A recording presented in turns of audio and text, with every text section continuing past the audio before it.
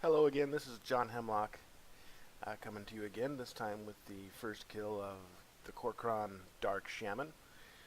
A little bit at the start about the method we used and our strategy to kill this guy. We used the method where you take the two bosses and split them up. They actually have a shared health pool, so it doesn't matter which one that you DPS.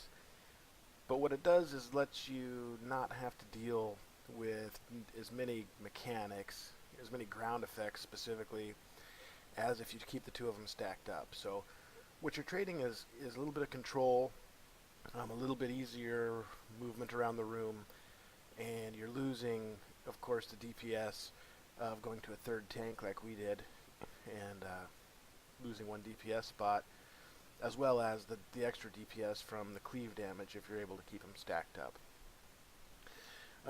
The two bosses, the one I'm on tonight, along with Slyden, is Harem, the star here.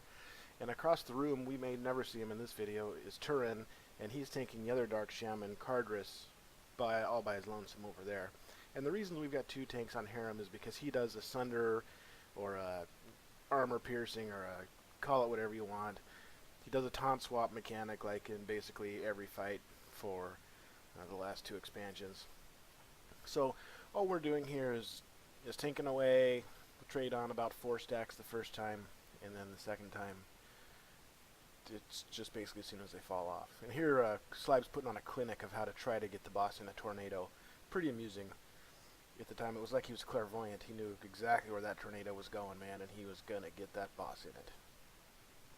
So the biggest thing to remember, and I'll say it probably several times in this video, is this is a big room. There's a lot of places to go. There's a lot of places to get away from different ground effects, be it tornadoes or green slime or walls of angry elementals. And you should use it. You should definitely use the room. Only the melee is on this guy right now. Make them run around. They get paid the same as we do. If they need to chase the boss a little bit to keep DPSing him, that's fine with me. It's not going to hurt my feelings at all. So, and especially for the first 50% of his health, he doesn't do anything really scary at all. So please just use the room. Take him away from the bad stuff. Now once he gets to 50%, he starts doing his scary ability, which is called Ashen Wall.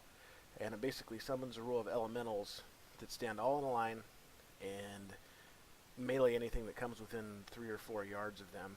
And they will 1 or 2 shot DPS and healers, any non-tank like object. You'll see the first Ashen Wall's coming up here. So the goal is to put the Ashen Wall where you want it. You can see right there I kind of dropped it down in that alleyway and then immediately move away from it. And the thing about Ashen Wall, there's no randomness to it at all. We can't complain when we get an Ashen Wall in the raid because we have 100% control over both the location that it goes and the orientation of it. And that's what I'll talk about here. As far as the location, when he will start a cast for Ashen Wall, and when he is done casting, the middle of that Ashen Wall goes directly on top of the tank's head. And he casts one right there on Slyben's head. It's kind of in the raid. The elementals immediately eat Trelana and Sonnen, both, so that was not really what we were looking for. And then as far as the orientation, he always casts it in the direction that is going to run perpendicular to the direction he's facing. So you can control, again, the location and the orientation of that wall, and that's what we're trying to do. So here you can see he's winding up a cast. I back into a corner, get him facing the way he should be facing to kind of minimize how bad that wall is, and then that's where he drops it. I did kind of a sorry job of getting away from those elementals on that particular try. Honestly, I think I had to attack from the front for a little bit, but I don't feel all that bad about it.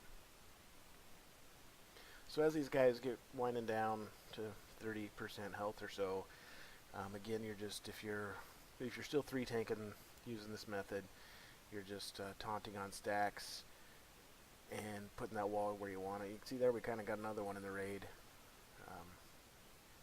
You can go ahead and leap over it. It's easy. The other thing that I kind of figured out right towards the end of the fight that he kept using one of his abilities. I think it's toxic slime, toxic something. It's the one where he puts a green beam on somebody and spawns a bunch of pools of nastiness. It's this one here. And what I discovered at the end of the fight was in this fight at least, he always followed that up immediately with an Ashen Wall. So one thing you can do is when he starts to summon that slime stuff, foul waste, I forget the name of the ability, is you can start running away from him and getting in position for where you want the Ashen Wall to get dropped. You can certainly do it once he starts actually casting Ashen Wall. You've got a few seconds there to back yourself up a little farther into a corner or an alley and get that thing where you want it. And Slab does a pretty good here, getting this one dropped off at the top of the stairs. But again, it's a big room. It's a big room. Make use of it. There's no need to be standing in a corner with a bunch of stuff going on. So, I mean, here we're in a pretty good spot. There's that wall there, but we can see it. There's no tornadoes around us. No other garbage, no slimes are going to pop on top of us. So, use the room and figure out where you want to put that wall and then put it there. There's nothing stopping you from putting that wall exactly where you want it to keep it from being a problem later. And these walls actually do despawn after a while. I don't think there's ever more than 2 of them up. On normal, I think they don't despawn. So certainly a much different mechanic there, especially if you get 1 or 2 of them where you don't want them. And this is kind of another spot here where we get this guy over in a corner. He drops another wall kind of where he is, and we could have made better use of the room and helped ourselves out a little bit, I think, here.